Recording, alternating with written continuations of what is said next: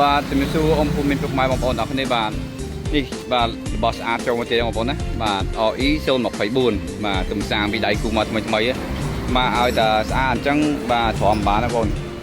បាទតំបន់សុខជីកបាទកាឡាកង់បាទនៅ 90% បាទជាប្រភេទជាជាង LED ភ្លើងពណ៌សបាទកន្លែងតោះដូចជាអត់មានបងប្អូនឆ្នាំអីនៅសំណុំស៊ីនបាទបងប្អូនរកសំណុំស៊ីនទាំងម៉ាស៊ីនទឹកឆ្នាំអាចមើលមកគ្រឿងនេះបានបងប្អូនណាបាទនេះហើយអាវភ្លៀងមានស្រាប់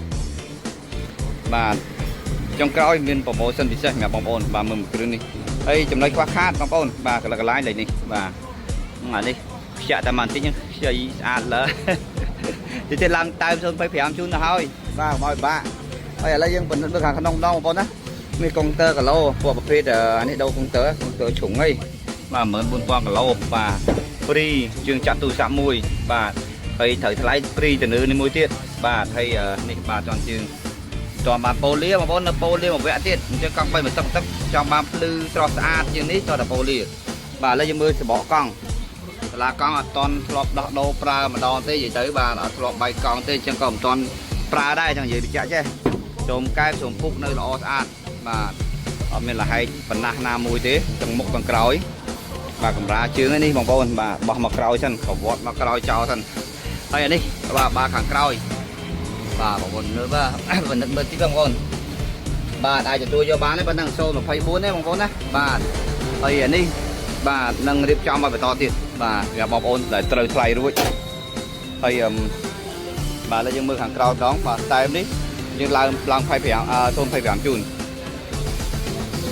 នេះឥឡូវយើងមើលផ្លាកលេខពេញបងប្អូនណាបងប្អូនត្រូវការកាត់ឈ្មោះអាចបានកាត់ឈ្មោះបាន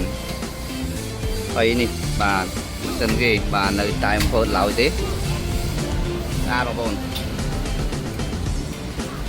នេះបន្លាយបងប្អូនណាឃើញនេះបន្លាយណាហើយហ្នឹងហើយបងប្អូនមានកង់3សេរីទៀតជាងហ្នឹង18 19 TVS បាចា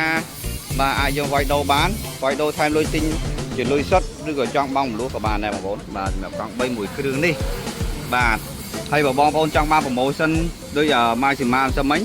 បាទបងប្អូនគាត់អញ្ជើញមកពីណាប្រពន្ធប្រូម៉ូសិនជប់ VIP ខាងក្នុងបាទជប់បងប្អូនអាចរើសពណ៌ឬមកបានជប់ទៅចេះក៏ដូចជាធ្វើបានរបរទៀតបាទអញ្ចឹងអាចមកមើលមកគ្រឿងនេះបានសម្រាប់024បាទចូលស្តុកហើយបាទអរគុណច្រើនជំរាបលាបាទ